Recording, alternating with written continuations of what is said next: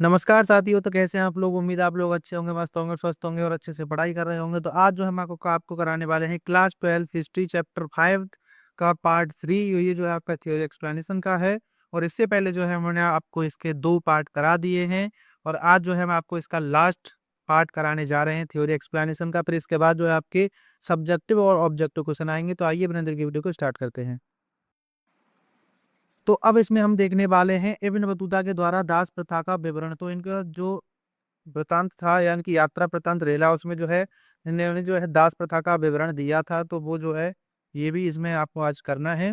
तो मध्यकालीन मुस्लिम यात्री इब्न बतूता ने दास प्रथा के बारे में कई बातें बताई हैं। इब्न बतूता के मुताबिक उस समय दास प्रथा काफी आम थी। बाजारों में दासों को वस्तुओं की तरह बेचा जाता था। लोग दासों को भेंट के तौर पर भी देते थे। इब्न बतूता ने भी सुल्तान मोहम्मद बिन तुगलक को दास भेंट किए थे। दासों का इस्तेमाल पुरस्कार के तौर पर भी किया जाता था। तो जो इब्न बतूता था उन्होंने जो है बताया था कि जो प्राचीन टाइम में जो है दास जो व्यवस्था थी या दास प्रथा जो थी वो जो है काफी आम थी और वो जो है काफी ज्यादा प्रचलन में थी। तो कुछ लोग जो है बाजार में जो है दासों को वस्तुओं की तरह बेचा करते थे। और कुछ लोग जो है दासों को जो है भेंट में दिया करते थे यानी कि उपहार के तौर पर। और इब्न बतूता ने भी जो सुल्तान थे मोहम्मद बिन तुगलक उनको भी जो है एक दास भेंट किया था। और दासों का जो इस्तेमाल जो है पुरस्कार के तौर पर भी किया जाता था। आगे आता है दासों का इस्तेमाल घरेलू कामों के लिए भी किया जाता था।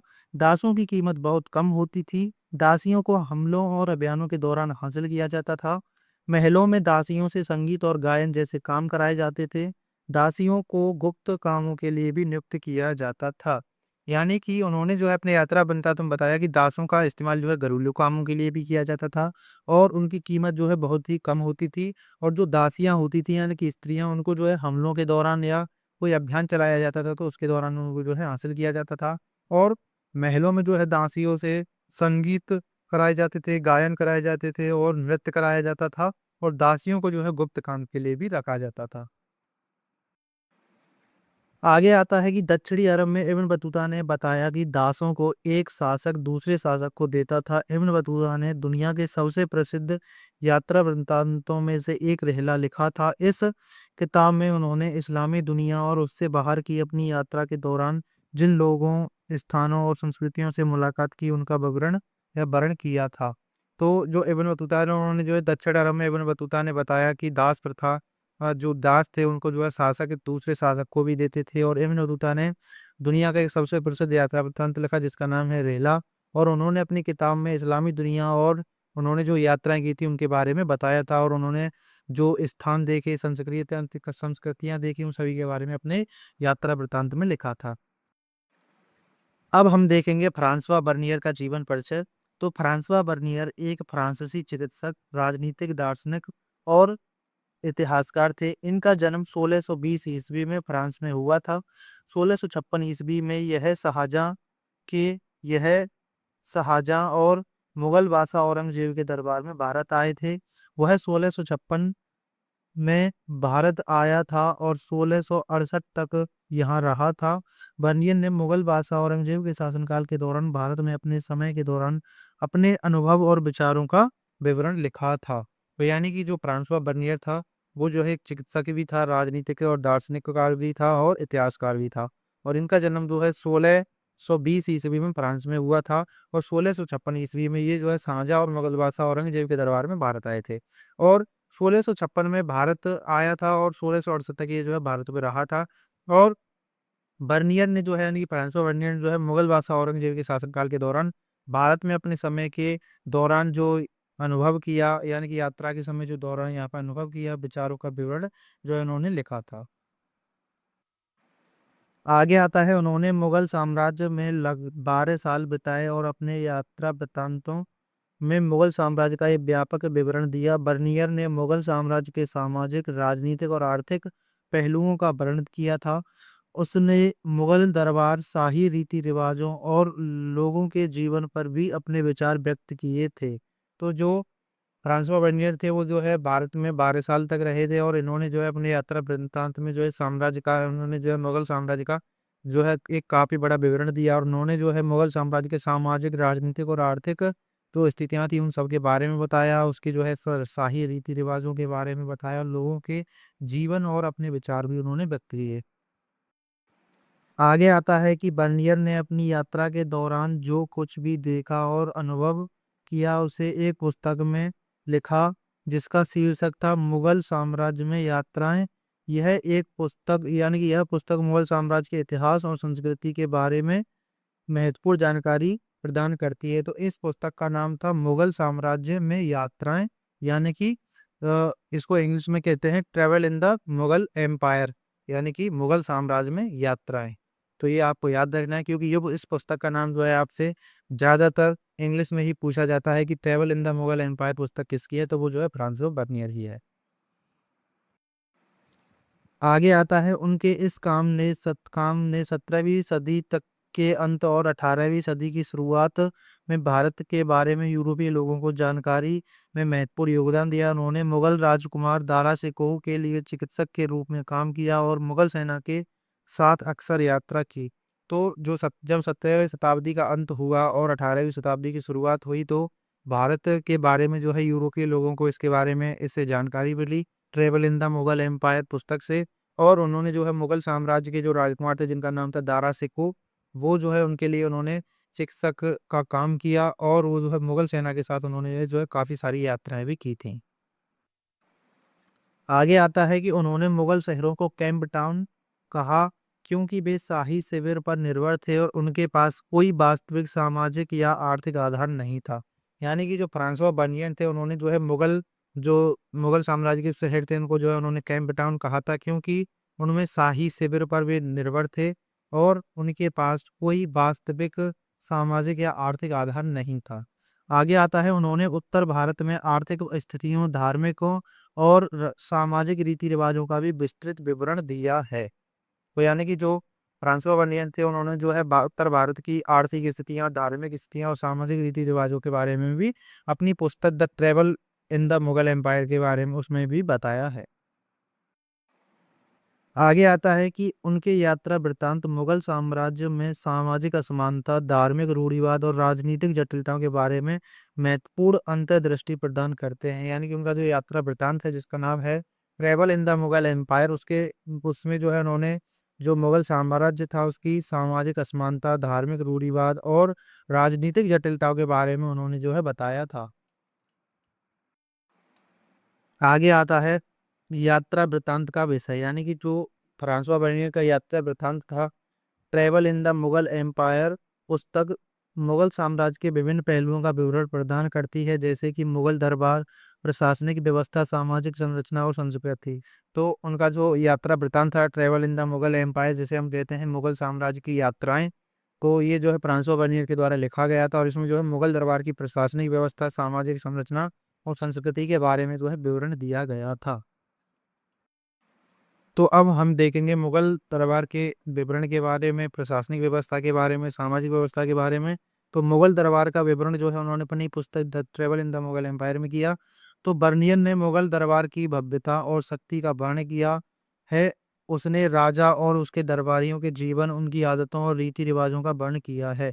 तो जो फ्रांसिस बर्नियर थे उन्होंने जो है मुगल साम्राज्य की भव्यता और शक्ति के बारे में बताया, यानी कि वो जो है कितना सुंदर और शक्तिशाली था और कितना साम्राज्य जो है विस्तारवादी था। और उन्होंने जो है राजा और उसके दरबारियों के जीवन के बारे में बताया, उनकी आदतों के बारे में बताया और रीति रिवाजों के बारे में भी बताया था। आगे आता है प्रशासनिक व्यवस्था का विवरण। तो बर्नियर ने मुगल साम्राज्य के प्रशासनिक ढांचे जैसे कि राजस्व प्रणाली, सेना और कानून व्यवस्था का भी वर्णन किया है। तो फ्रांसवा बर्नियर ने जो है अपनी पुस्तक में जो है मुगल साम्राज्य के जो प्रशासनिक ढांचा था, राजस्व प्रणाली थी, सेना कितनी थी और कानून व्यवस्था कैसी थी, तो इन सब के बारे में जो उन्होंने अपने यात्रा वृत्तांत में इन सब का विवरण दिया है। अब आगे आता है सामाजिक संरचना का विवरण। तो बर्नियर ने भारतीय समाज की विभिन्न संरचनाओं जैसे कि जाति व्यवस्था, महिलाओं की स्थिति और विभिन्न धार्मिक समुदायों का वर्णन किया है। यानी कि जो फ्रांसवा बर्नियर थे उन्होंने जो है भारतीय समाज की विभिन्न जो संरचनाएं थी, जाति व्यवस्था थी, महिलाओं की स्थिति कैसी थी और विभिन्न धार्मिक समुदायों का भी जो है इन्होंने इसमें वर्णन किया है। आगे आता है सृजनात्मक और बौद्धिक मूल्यांकन। तो बर्नियर ने मुगल साम्राज्य की तुलना यूरोपीय देशों की यूरोपीय देशों से की और विभिन्न क्षेत्रों में अंतर और समानताएं बताई। वह एक बौद्धिक और सर्जनात्मक व्यक्ति था जिसके कार्यों ने भारत के बारे में यूरोपीय ज्ञान में योगदान दिया था। यानी कि जो फ्रांसो वर्नियर थे उनके जो पुस्तक थी या उनका जो यात्रा वृत्तांत था the travel in the Mughal empire, उससे जो है यूरोप के लोगों को जो है भारत के बारे में पता चला, जिससे वो जो है उसके बारे में भारत के बारे में उन्होंने जो है काफी ज्यादा ज्ञान प्राप्त किया। अब आगे आता है कि फ्रांसवा बर्नियर के द्वारा सती प्रथा का विवरण। तो फ्रांसवा बर्नियर ने जो है सती प्रथा का विवरण भी किया था। तो फ्रांसवा बर्नियर ने सती प्रथा के बारे में कहा था कि यह एक अमानवीय प्रथा थी। उन्होंने अपने यात्रा वृत्तांत में सती प्रथा से जुड़े कुछ तथ्य बताए थे, जिनमें ये बातें शामिल थी कि सती प्रथा के तहत एक जीवित विधवा को जबरन उसके पति की चिता पर बिठा दिया जाता था और लोगों को विधवा के प्रति कोई सहानुभूति नहीं थी। यानी कि जो फ्रांसवा बर्नियर थे उन्होंने जो है सती प्रथा के बारे में भी अपनी जो है पुस्तक में बताया। उन्होंने कहा है कि ये एक अमानवीय यानी कि काफी ज्यादा बुरी प्रथा थी, और उन्होंने जो है अपने यात्रा वृत्तांत में सती प्रथा से जुड़े कुछ तथ्य बताए। उन्होंने कहा कि सती प्रथा के तहत जो है एक जीवित जो महिला होती थी, जो विधवा हो जाती थी, तो उसको जो है जबरन उसके पति की चिता पर बिठा दिया जाता था, और लोग जो होते थे उसके प्रति कोई भी सहानुभूति नहीं रखते थे और उसको जला दिया जाता था। आगे आता है कि कुछ विधवाएं इस बलिदान के लिए तैयार नहीं थी, फिर भी उन्हें ऐसा करने के लिए मजबूर किया गया। इस कुप्रथा में तथाकथित विद्वान ब्राह्मण पुजारी विशेषकर महिलाएं भी हिस्सा लेती थीं। बर्नियर ने लाहौर में एक 12 साल की बालिका के सती होने का भी मार्मिक वर्णन किया है। तो यानी कि उन्होंने बताया कि कुछ विधवाएं जो इस बलिदान के लिए यानी सती प्रथा सती के लिए होने के लिए तैयार नहीं होती थी, फिर भी उन्हें ऐसा करने के लिए मजबूर किया जाता था, और उनको जो है उनके पति के मरने के बाद उनको जो है जबरन उस चिता पर बिठा दिया जाता था। और इसमें जो है विद्वान शामिल होते थे, ब्राह्मण पुजारी और विशेषकर इसमें जो महिलाएं भी शामिल होती थी, जो कि उसको जबरन उसकी पति की चिता पर बिठाकर उसमें जो है आग लगा दी जाती थी और उसको जो है सती किया जाता था। और बर्नियर ने जो है बताया कि एक 12 साल की लड़की को भी जो है लाहौर में सती किया गया था, और इसका भी जो उन्होंने अपने यात्रा वृत्तांत में वर्णन किया है। आगे आता है कि सती प्रथा हिंदू धर्म में एक ऐसी कुरीति थी जिसमें पति की मृत्यु के बाद पत्नी को भी चिता पर बिठाकर आग लगा दी जाती थी। ऐसा माना जाता है कि पति के मरने के बाद महिला का कोई उद्देश्य नहीं रहता था। सती प्रथा को अब गैरकानूनी माना जाता है। सती प्रथा को खत्म करने के लिए राजा राम मोहन राय जैसे समाज सुधारकों ने अहम भूमिका निभाई है। यानी कि सती प्रथा के बारे में उन्होंने बताया कि हिंदू धर्म में एक ऐसी कुरीति थी जिसमें पति की मृत्यु के बाद जो है पत्नी को चिता पर बिठाकर उसमें आग लगा दी जाती थी, और ऐसा माना जाता है कि पति के मरने के बाद जो है महिला का कोई भी उद्देश्य नहीं रहता था। और सती प्रथा को लेकिन अब जो है गैरकानूनी माना जाता है, और सती प्रथा को खत्म करने के लिए राजा राम मोहन राय जैसे कुछ समाज सुधारकों ने भी जो है अहम भूमिका निभाई है। तो राजा राम मोहन राय ने सती प्रथा के खिलाफ समाज को जागरूक किया, और अंग्रेज सरकार ने साल 1829 में सती प्रथा को रोकने के लिए कानून व्यवस्था बनाई, और 1850 के कानून में जाति से बाहर या हिंदू धर्म छोड़ चुके लोगों को पैतृक संपत्ति का अधिकार भी दिया गया था। यानी कि राजा राम मोहन राय ने भी जो है सती प्रथा को खत्म करने के लिए, उसको समाप्त करने के लिए जो है उन्होंने आंदोलन किया, और अंग्रेज सरकार ने जो है 1829 में सती प्रथा को रोकने के लिए कानून बना दिया था। और 1850 के कानून के तहत जो है जो जाति से बाहर या हिंदू धर्म छोड़ चुके लोग थे, वो उनको जो है इनके पिता की संपत्ति पर भी अधिकार दिया गया था। आगे आता है कि 1856 के कानून में सभी विधवाओं को दोबारा शादी करने की अनुमति दी गई थी। तो यानी कि जब 1856 में जो है अंग्रेजों ने एक कानून बनाया जिसमें सभी विधवाओं को जो है दोबारा से विवाह करने की अनुमति दी गई थी, और सती प्रथा को रोकने के लिए एक अधिनियम बनाया गया जो कि 1987 में बनाया गया था भारत सरकार के द्वारा। अब हम देखेंगे कि अल ब्रूनी के अनुसार जाति व्यवस्था कैसी थी। तो अल ब्रूनी ने जाति व्यवस्था को भारत की सबसे जटिल और कठोर सामाजिक व्यवस्था के रूप में वर्णित किया है। उन्होंने इसके पदानुक्रम और सामाजिक संबंधों और व्यवसायों पर इसके प्रभाव पर प्रकाश डाला। अल ब्रूनी ने यह भी देखा कि जातिगत रेखाओं के पार एक जीवंत बौद्धिक परंपरा और विद्वानों और पुजारियों के लिए सम्मान भी विद्यमान था। यानी कि अल ब्रूनी ने जो है भारत में जो एक जाति व्यवस्था थी जिसे हम वर्ण व्यवस्था भी कहते हैं, तो उसको जो है एक जटिल और कठोर सामाजिक व्यवस्था के रूप में बताया। और उन्होंने कहा कि सामाजिक संबंधों और व्यवसायों पर इसके प्रभाव का भी जो है ज़्यादा असर पड़ता है। और अल-बिरूनी ने यह भी देखा कि जातिगत रेखाओं के पार जो जीवंत बौद्धिक परंपराएँ थी, उन्होंने जो है विद्वानों और पुजारियों के लिए सम्मान भी उसमें था। अब हम देखेंगे कि फ्रांसवा बर्नियर की औरंगज़ेब के बारे में अवधारणा। तो जो फ्रांसवा बर्नियर थे, उनकी जो है औरंगज़ेब के बारे में अवधारणा कैसी थी? तो फ्रांसवा बर्नियर जो एक फ्रांसीसी चिकित्सक और यात्री थे, उन्होंने मुगल सम्राट, तो ये जो ने लिखा है उसमें जो है उन्होंने मुगल सम्राट औरंगज़ेब के बारे में अपनी यात्रा वृत्तांत में जो है कई विचार व्यक्त किए। बर्नियर ने औरंगज़ेब को एक शक्तिशाली और निर्णायक शासक के रूप में चित्रित किया या बताया, लेकिन साथ ही उसे एक रूढ़िवादी और धार्मिक रूप से कट्टर व्यक्ति के रूप में भी बताया था। बर्नियर ने औरंगज़ेब की नीतियों और शासन की तुलना में उसकी व्यक्तिगत विशेषताओं पर भी अधिक ध्यान केंद्रित किया था। यानी कि जो फ्रांसवा बर्नियर थे, जो कि फ्रांसीसी शिक्षक थे, उन्होंने बताया कि जो मुगल सम्राट औरंगज़ेब थे, वो जो है एक जो है रूढ़िवादी, निर्णायक और शक्तिशाली शासक थे, और वो जो है एक कट्टरपंथी व्यक्ति भी थे। और वो जो है अपने धर्म के लिए काफ़ी ज़्यादा कट्टर थे, और उन्होंने जो है आप जानते हैं कि धर्म परिवर्तन भी करवाया था। और बर्नियर ने जो है औरंगज़ेब की नीतियों और उसकी शासन की तुलना में उसकी व्यक्तिगत विशेषताओं पर भी ध्यान दिया था। तो अब आता है कि शक्तिशाली और निर्णायक शासन औरंगज़ेब। तो बर्नियर ने औरंगज़ेब को एक मजबूत और निर्णायक शासक के रूप में देखा, जो अपने साम्राज्य को नियंत्रित करने और अपनी नीतियों को लागू करने में सक्षम था।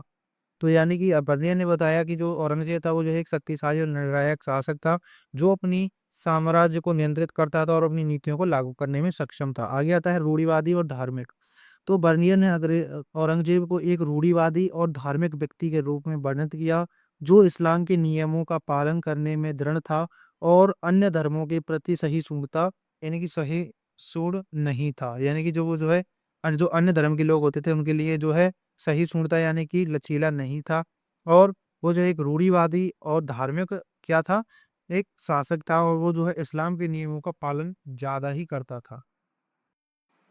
अब आगे आता है निर्दयी और कठोर शासक। यानी कि बर्नियर ने औरंगज़ेब को एक निर्दयी और कठोर शासक के रूप में देखा, और उन्होंने बताया जो अपने विरोधियों के प्रति कठोर था और उन्हें दंडित करने में नहीं हिचकिचाता था। यानी कि जो औरंगज़ेब था, वो जो है एक निर्दयी और कठोर शासक था। वो जो है, जो उसके विरोधी होते थे, उनको जो है वो दंडित करता और उन पर जो है बिल्कुल भी नहीं हिचकिचाता था। आगे आता है प्रशासनिक क्षमता। तो बर्नियर ने औरंगज़ेब की प्रशासनिक क्षमताओं की प्रशंसा की और कहा कि वह एक कुशल प्रशासक था, जो अपने साम्राज्य को प्रभावी ढंग से चलाता था। तो बर्नियर ने जो है औरंगज़ेब को एक कुशल शासक और यानी कि प्रशासनिक क्षमता के बारे में उन्होंने बताया कि ये भी एक कुशल शासक था, और ये जो है अपने साम्राज्य को प्रभावी ढंग से यानी कि नियंत्रित करता था और उसको चलाता था। अगला पॉइंट आता है कि राजनीतिक कौशल। तो बर्नियर ने औरंगज़ेब के राजनीतिक कौशल की भी प्रशंसा की और कहा कि वह एक चालाक और कुशल राजनीतिज्ञ था, जो अपने विरोधियों को मात देने में सक्षम था। तो जो बर्नियर थे, उन्होंने बताया कि जो औरंगज़ेब था, वो जो है एक चालाक और कुशल शासक था और राजनीतिज्ञ भी था, और उन्होंने जो है अपने विरोधियों को जो है मात देने में काफ़ी ज़्यादा सक्षम था। आगे आता है बर्नियर की औरंगज़ेब के बारे में टिप्पणियाँ जो अलग हैं। वह एक शक्तिशाली और निर्णायक शासक था, जो अपने साम्राज्य को नियंत्रित करने में भी बिल्कुल सक्षम था। तो ये जो है उनके बारे में बर्नियर की कुछ अवधारणाएँ थी। तो आगे उसके वही वाले पॉइंट आते हैं, जिनमें वह एक रूढ़िवादी और धार्मिक व्यक्ति था, जो इस्लाम के नियमों का पालन करने में दृढ़ था। आगे आता है वह एक निर्दयी और कठोर शासक था, जो अपने विरोधियों के प्रति कठोर था और उनको जो है दंडित करता था। अब आगे आता है वह एक कुशल प्रशासक था, जो अपने साम्राज्य को प्रभावी ढंग से चलाता था, और वह एक चालाक और कुशल राजनीतिक था, जो अपने विरोधियों को मात देने में भी सक्षम था।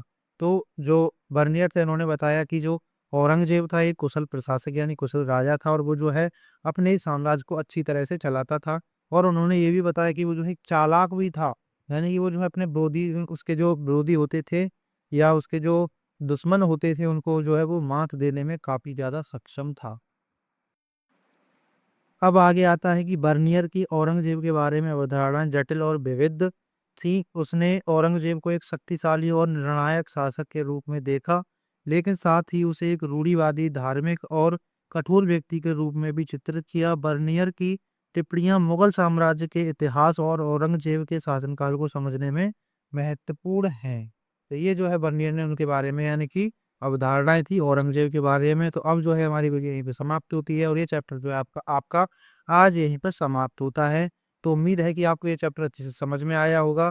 तो हमने जो है इस चैप्टर में पढ़ा था अल्बुनी के बारे में, इब्न बतूता के बारे में और फ्रांसवा बर्नियर के बारे में। और इस चैप्टर में जो है हम इन्हीं 3 यात्रियों के बारे में पढ़ते हैं। तो उम्मीद है कि आपको ये अच्छे से समझ में आ चुका होगा। अगर आपको ये वीडियो पसंद आ गई हो तो प्लीज़ वीडियो को लाइक कर देना। फिर चैनल पे नए हो तो चैनल को सब्सक्राइब कर देना। मिलते हैं नेक्स्ट वीडियो में, तब तक के लिए जय हिंद, वंदे मातरम।